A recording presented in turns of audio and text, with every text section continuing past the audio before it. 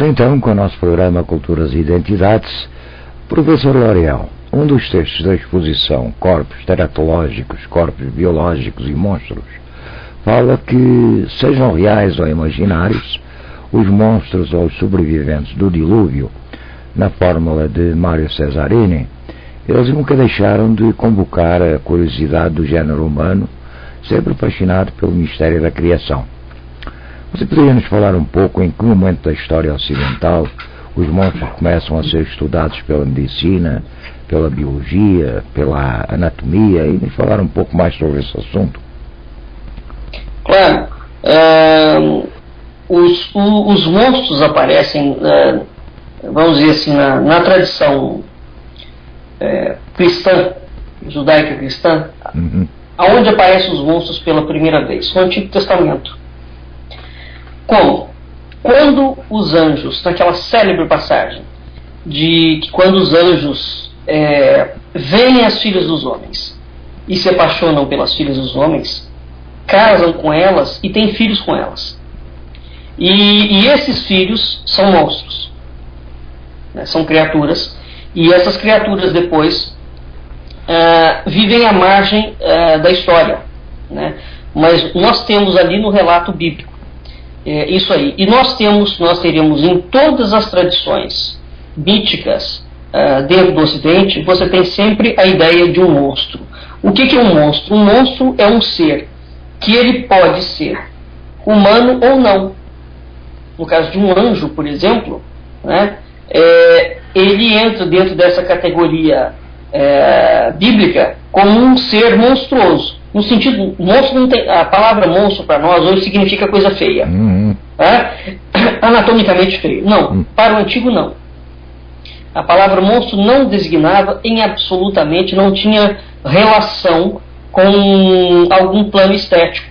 Não designava nada nem feio nem bonito. Designava alguma coisa diferente. Qual era o referencial dessa diferença? Era o humano.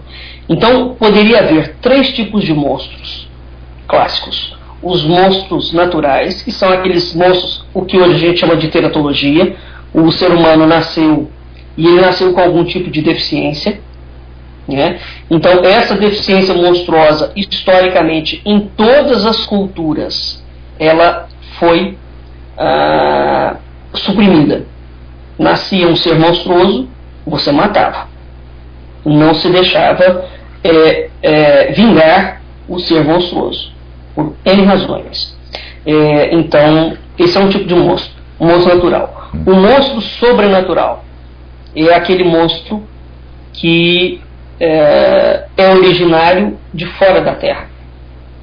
Ele tem uma criação que não é eminentemente humana, né? Não pode ser baseado dentro da esfera humana. É curioso isso porque a literatura antiga, dentro do conceito de monstro, admite, por exemplo, sob uma perspectiva, a ideia de vida fora da Terra, né?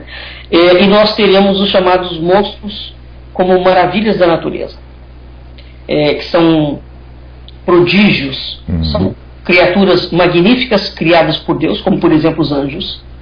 Eles são produtos da natureza, né? Porque então, sobre essa perspectiva, o que define um ser humano?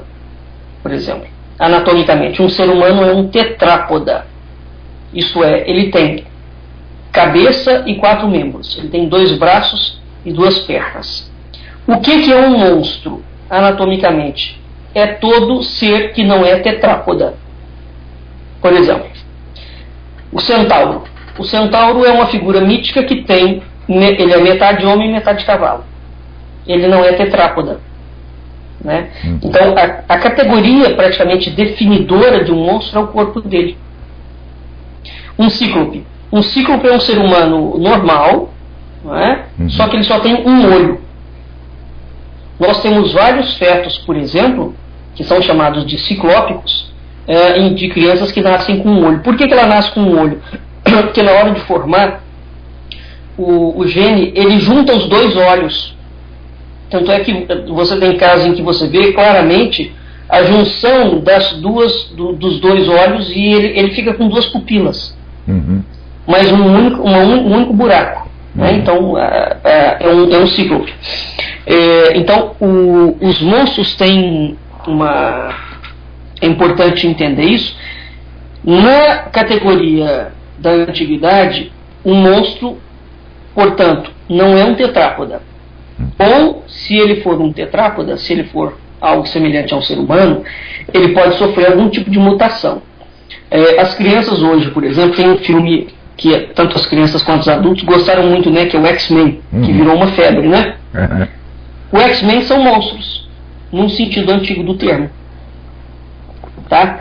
Por quê? Porque eles, embora eles sejam humanos, eles sofrem mutação no corpo.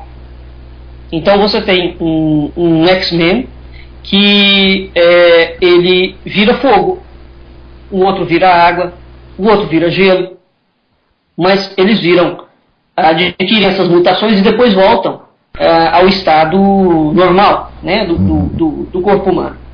Você já tem super-heróis, então um monstro não é um super-herói. Vamos dizer, o Superman é um ser extraterrestre que vive na Terra. E ele não sofre mutação. Né? O Batman é um humano que veste uma capa. Ele não tem nenhum tipo de mutação. O Coringa é um ser humano que veste-se de uma determinada forma, mas não sofre nenhum tipo de mutação. Né? O Namor, o príncipe submarino, você se lembra do Namor? Não lembro, filho. Não? Não. Então, o Namor é uma dessas histórias em quadrinhos que era um ser aquático, era um príncipe submarino, ele vivia debaixo da água. Era como se fosse um Netuno, um posseído, alguma coisa assim. A diferença é que o Namor saía de tempos em tempos da água. Passou até uma série durante muito tempo, uma série americana, muito interessante, que falava do príncipe aquático. Né? O Namor era então, um indivíduo que entrava nessa categoria da classificação de monstro na antiguidade. E essa classificação vigora até o Renascimento. Então, assim, para ser bastante sucinto para os nossos ouvintes, o que caracteriza um monstro? 3 coisas. Um monstro sob a perspectiva dos povos antigos até o século XVI. Tá? Um monstro é um ser que não é tetrápoda. Isso é uma coisa. Ele tem a possibilidade de casar-se com outras espécies familiares diferentes da raça dele. E ele sofre mutação. Né? Não necessariamente todos os monstros têm essas 3 características em conjunto. Por exemplo, na mitologia grega, quando Zeus se transforma em cisne e tem 2 filhos com Leda, 2 pares de filho com Leda, Leda pare 2 ovos, os Dioscuros, Castor e Pólux, e Helena e Clitemnestra. Para os ouvintes, Helena é exatamente aquela mulher lindíssima que é a causa da guerra de Troia. Né? Mas aí a gente vê o seguinte, quando Zeus, metamorfoseado em cisne, copula com Leda, né, você vê que Leda aqui, embora ela seja humana, ela é uma humana esquisita, porque ela pare o ovo. Né? Ela pare o ovo. Então você já deduz, embora a literatura não fale sobre isso, que ela é ovípara. Ela é ovípara. Para ela ser ovípara, ela tem que ter o quê? Uma parcela de genética dos animais que são ovíparos, como por exemplo os répteis. Certo? Porque senão ela não teria parido o ovo. Ela poderia ter parido 4 seres.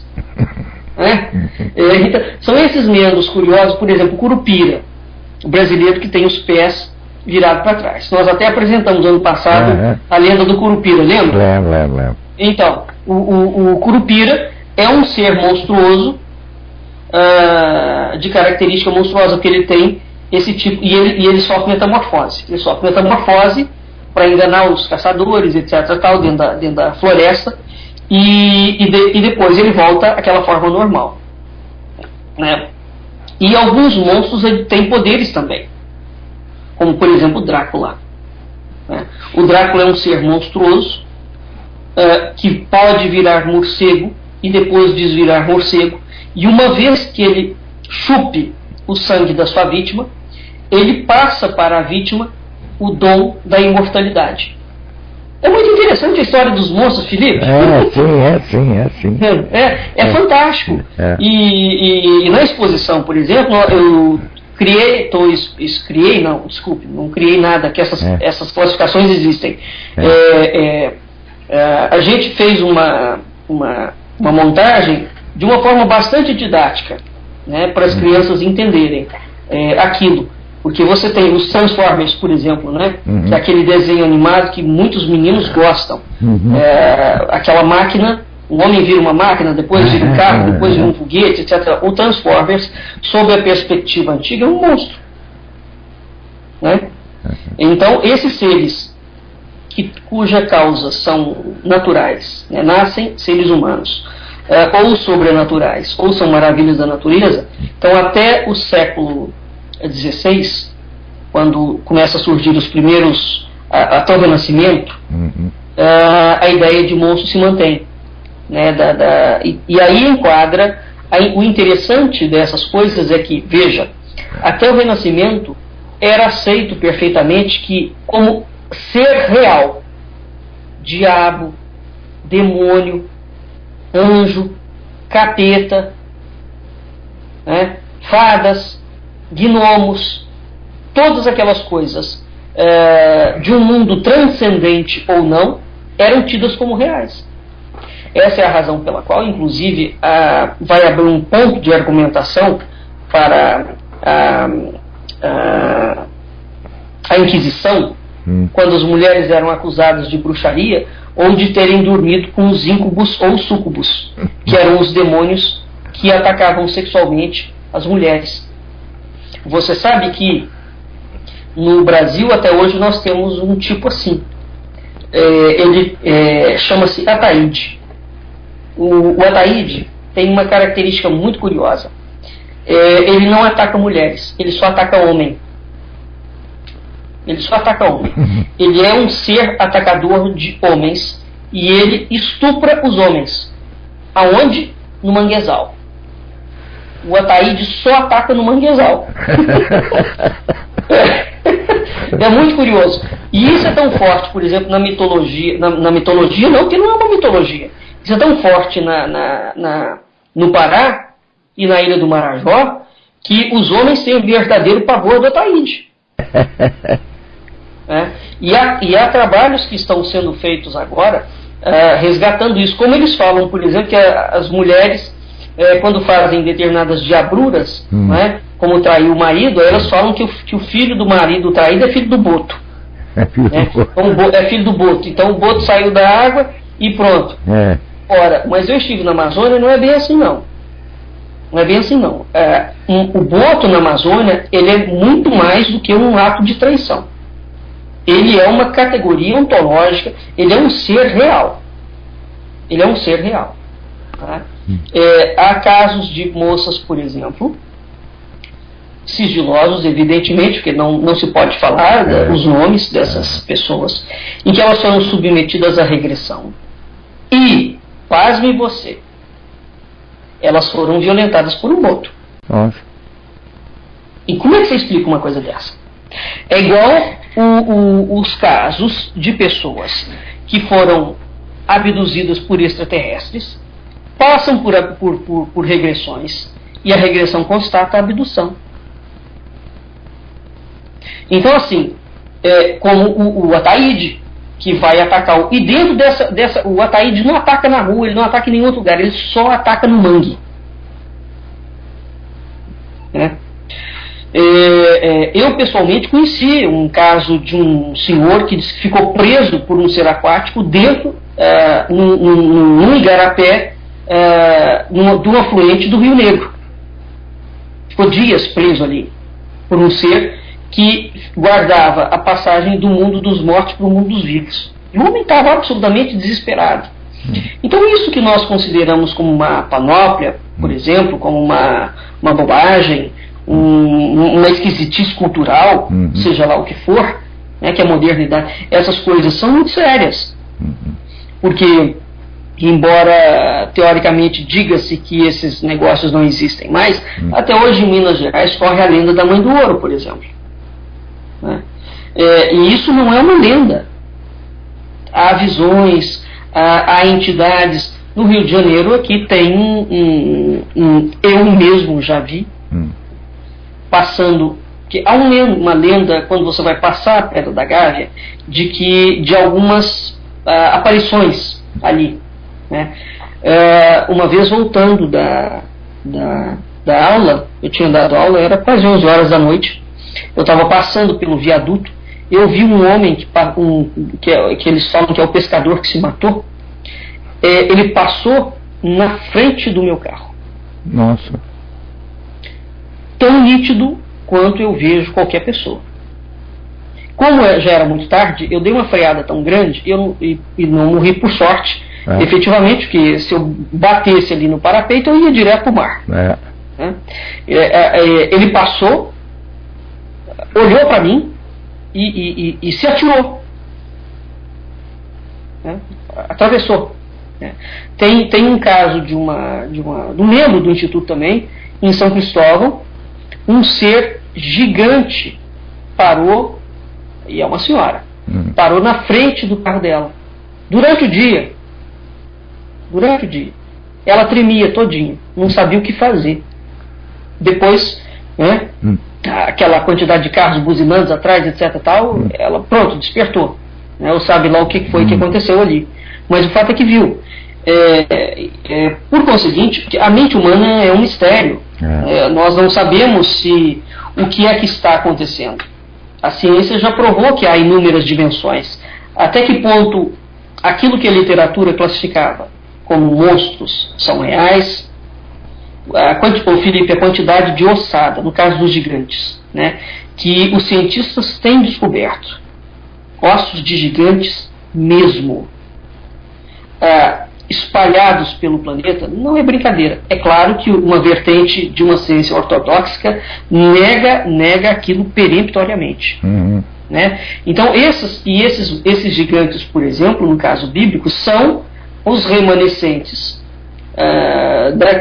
dos filhos dos anjos com as filhas dos homens, né? dentro da tradição judaica cristã. Então esses monstros, por exemplo, entram na categoria da descrição das raças fabulosas, né?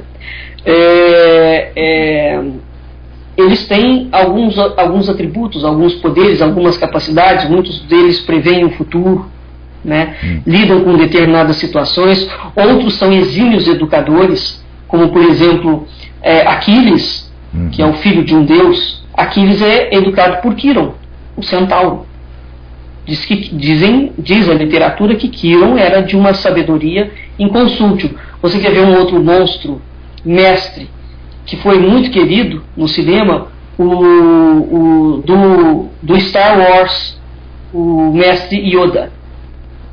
Né? O Yoda era um anãozinho de 60 centímetros, um anão não, porque ele não é um anão, ele não é um humano. Ele é um ser de 60, 80 centímetros no máximo, e que era o ser mais poderoso, vindo de uma raça fabulosa, dentro do Alto Conselho Jedi, e ele treina todos os grandes Jedis. Então o cinema está trazendo para nós de novo essa situação. O ET, por exemplo, né? Quando Spielberg fez aquele filme do ET, o ET encantou o mundo inteiro. Né? Aquela coisa lindíssima e altamente emocionante. E como ser, ele é muito feio, né? Ele é muito feio. Mas, então, os monstros têm essa situação ambígua, em que eles lidam com o campo psíquico de uma forma perturbadora, né? Portanto, a gente tem... O que vai acontecer? Nós temos um vasto campo de literatura, de monstros, de leitura de monstros. No Renascimento, na Renascença, essas três correntes que eu falei, os monstros como causa natural, os monstros como origem sobrenatural, né? E os monstros como maravilhas da natureza. Por exemplo, quem define os monstros dentro de uma causa natural é Aristóteles. Quem postula que os monstros podem ter uma origem sobrenatural é Cícero. E quem vai defini-los como maravilhas da natureza, prodígios da natureza, vai ser Santo Agostinho e Plínio. Plínio o Velho, não é Plínio o Novo. Então, essas três correntes que designam o monstro, todas elas falam que o monstro é um ser verdadeiro. Então, isso é um ponto fundamental para a gente entender o que vai acontecer hoje. No Renascimento, essa ideia de que o monstro é um ser verdadeiro já passa a não existir. Por quê? Porque a ideia de corpo no Renascimento, ela não, embora essas ideias estejam ainda caminhando de forma paralela, a ideia de corpo no Renascimento sofre substancialmente uma mutação, né? Porque paralela a essa visão teocêntrica da criação, o homem foi criado por Deus, os anjos foram criados por Deus, o diabo também foi criado por Deus. Paralelo a essa explicação metafísica, religiosa, nós temos aí já a ideia da visão de uma ciência que vai nascendo. Existe curiosamente um dos indivíduos que vai explicar o corpo como um organismo é o Batiste, é o Alberti, Leon Battista Alberti. Ele tem um livro chamado De Re Aedificatória, de 1452, em que o Alberti trabalha as cidades, preste atenção, as cidades como sendo um corpo orgânico vivo, e o corpo humano sendo máquina. Este trabalho é um trabalho de arquitetura. O Alberti tem três grandes nomes da arquitetura no Ocidente: Vitrúvio, Alberti, Paládio. Vitrúvio no período romano, Alberti no Renascimento, Paládio também do Renascimento. São os três grandes nomes da arquitetura ocidental. Todos os outros trabalhos, de certa forma, a arquitetura vai orbitar ao redor das propostas. O Alberti é que vai trazer hoje, de certa forma, grande parte do conceito que nós trabalhamos com cidades vem do Alberti. E dessa proposta em que ele, neste livro, no capítulo 5, se não me falha a memória deste livro, ele tem um capítulo todo dedicado ao monstro. Tá?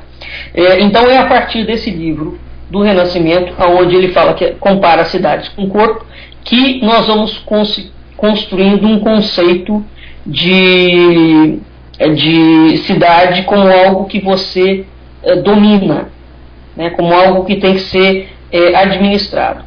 E um exemplo paradigmático é ele que vai abrir a ideia do corpo, vai identificar o homem com o corpo, e nós vamos ter também o desenvolvimento de artes mecânicas, e vai no Renascimento surgindo a ideia de que o homem é um ser artificial, ele não é um ser divino mais. Então nós vamos tendo as primeiras articulações da ciência com a técnica, né?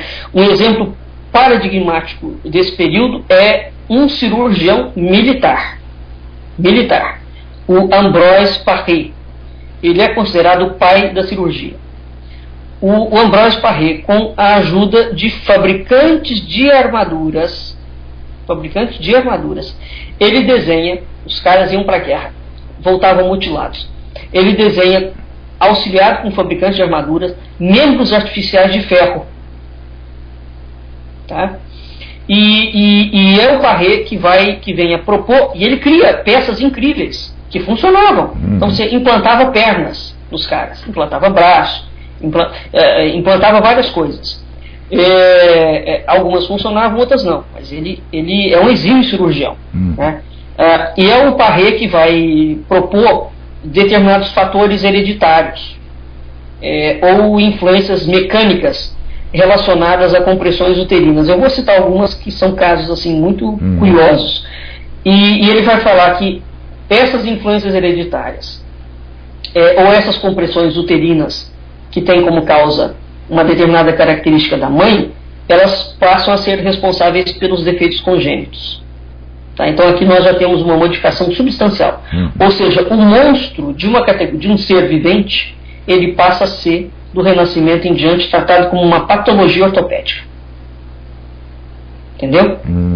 Então é a partir do Alberti né, e sobretudo do Parré, que nós temos uma modificação assim substancial. Dando um outro salto, isso é século XV, né? Quando nós vamos para o século XVI e XVII, os monstros da literatura médica vão ter um crescimento extraordinário, tá? E aí o corpo, a ideia de corpo, do ser humano como corpo, como uma coisa concreta, está bem desenvolvida, e nós temos uma popularidade gigantesca da literatura dos monstros no Renascimento. Então nós vamos ter, precisamente, no âmbito da literatura médica, por exemplo, nós vamos ter Girolamo Cardano, nós vamos ter um médico português que o brasileiro pouco fala dele, que é o Amato Lusitano. Nós vamos ter o Rueff, o Gaspar Balruin, o Ambroise Paré, né, o Aldrovandi. O Aldrovandi, por exemplo, vai ter um dos maiores tratados de literatura ligada aos monstros, o Fortúnio Lissetti, em que eles listam categorias monstruosas muito curiosas e estudam seres humanos híbridos, por exemplo. Só que isso, nesse período aqui ainda, nós temos a chamada, o início de uma teratologia, mas ainda vigora o pensamento do monstro como era o pensamento antigo, né? O Parré, o cientista, aquele médico militar, vem a ser exatamente o primeiro que apresenta, então, uma lista de causas de nascimento monstruoso, em que ele vai combinar. Ele ainda mantém, o nascimento monstruoso tem uma causa sobrenatural, pode ser, por exemplo, uma punição divina, um deus, um íncubus, um súcubus, etc., ou pode ser uma causa natural, né? Quando é que nós vamos ter, literalmente, essa classificação em que já abole, de fato, o lado sobrenatural? No Iluminismo. O Saint-Hilaire, por exemplo, vem e faz trabalhos imensos no Brasil. Não sei se você sabe, por exemplo, que o trabalho do Saint-Hilaire, quase todo o trabalho do Saint-Hilaire, que está na Sorbonne, na França, a passagem dele pelo Brasil, os brasileiros nunca se interessaram em estudar o Saint-Hilaire. Nunca. Ele veio, passou pelo Brasil, a UFMG vem, uma professora da UFMG, que é uma das que faz parte do conselho da Anvisa, ela trabalha com fitoterápicos, né? Essa professora de um departamento da UFMG, que me escapa o nome dela aqui agora, ela foi na França alguns anos atrás, e os franceses, na Sorbonne, viraram para ela e falaram: finalmente, vocês resolveram se interessar pelas plantas que foram catalogadas pelo Saint-Hilaire, né? Então, quem é o Saint-Hilaire? O Saint-Hilaire e o filho dele, o Isidore, são eles que vão criar o termo teratologia. Então esse termo surge com o Saint-Hilaire, né? E a partir, portanto, do século XIX somente, nós temos a criação dessa ciência em que efetivamente a teratologia é vista não mais como o nome monstro deixa de existir e passa a existir os seres teratológicos, né? E daquele momento em diante, aí nós vamos ter uma série de manipulações em modelos animais e vai criando a embriologia experimental, a genética, né? Por exemplo, uma das coisas que eu acho que eu já falei isso em algum programa anterior, hoje, por conta desses estudos, né, que a embriologia e a genética vão permitindo, a gente tem a criação de algumas aberrações curiosas, como, por exemplo, o porco fosforescente. Não é? Você já viu o porco fosforescente? Não, nunca vi. Nunca vi. É um porco que os chineses injetaram gene de alga nele. E ele fica verde no escuro. Ele fica fosforescente. Os canadenses criaram um experimento que cruzaram o gene da cabra com a aranha. E surgiu a cabranha.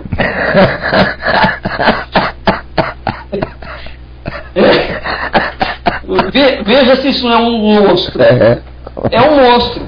Né? Os japoneses já estão inventando há muito tempo. Começou e não foi um experimento científico, não.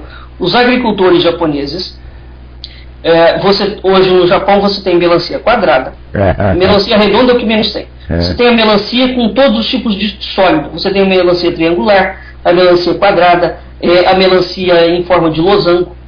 Você já tem a laranja pentagonal, né? Uma laranja de 5 faces. E a ciência vai criando essas coisas. Né? O problema que está na base dessa discussão é o seguinte: para os nossos ouvintes, está previsto para 2017 o primeiro transplante de cabeça do mundo. Transplante de cabeça. Você já viu isso? Já vi essa informação, sim. Pois é. A questão é, aquela cabeça que vai ocupar um outro corpo, ela vai pensar como vai agir. Ela pensa como ela. O que vale? É a cabeça ou é o corpo? Certo. Quem é o dono de quem? É o cérebro. O cérebro, essa cabeça vai agir de acordo com as informações contidas no HD cerebral. Pois é. Nós temos, de certa forma, praticamente aquela coisa que aconteceu naquele filme, que foi tido como um filme de ficção científica, ele foi reeditado. Aquele policial, o Robocop. O Robocop é exatamente um policial, né, que ele sofre praticamente perde o corpo todo, e ele fica com a cabeça, o cérebro e a medula espinhal. E aí ele é todo reconstruído. A base da discussão disso, Felipe, é uma base de bioética. Ou seja, até onde eu posso desconstruir o ser humano, trocar peças do corpo dele, porque o corpo aqui passa a ser visto como uma máquina, né? Exato. Até onde eu posso trocar peça daquela máquina e aquele indivíduo continua sendo ele. O mesmo indivíduo. O mesmo indivíduo. O mesmo indivíduo. Né? Os protestantes, por exemplo, têm uma premissa religiosa de não trocar o sangue. Por quê? De não aceitar a transfusão de sangue. Né? E quando eles têm que fazer alguma cirurgia em que eles vão necessitar futuramente de sangue, o que eles fazem? Eles vão tirando o sangue deles mesmos ao longo do tempo e guardando no banco de sangue. Né? Isso não é para evitar doença. Isso é porque há um preceito teológico que o espírito estaria no sangue. Né?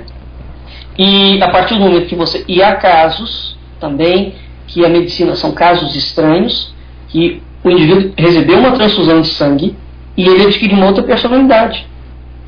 Existe alguma comprovação disso? Existe. Nossa. Existe.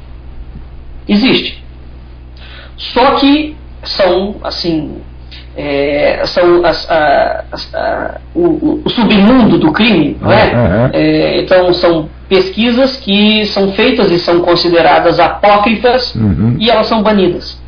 Mas elas existem. Porque por essa linha de pensamento e atendendo a essa pesquisa, então qualquer alteração, qualquer transfusão de sangue alterará a característica do indivíduo. Olha, eu inclusive tive casos de familiares, pessoas que eu conheço, aí não é nem o que eu li, pessoas que eu conheço, em que o filho recebeu uma dosagem grande de transfusão de sangue e os pais juram categoricamente que a personalidade mudou. Então. Os pais são professores. Então. Não é gente ignorante, não é gente... Vamos dizer, é um ignorante que está falando. Não. São pessoas bem-nascidas, são pessoas instruídas e acho pouco provável que aqueles pais tivessem com algum tipo de delírio. Eu não quero fazer piada, mas agora faço um apelo a todos aqueles que forem doar sangue, por favor, passem por um psicólogo.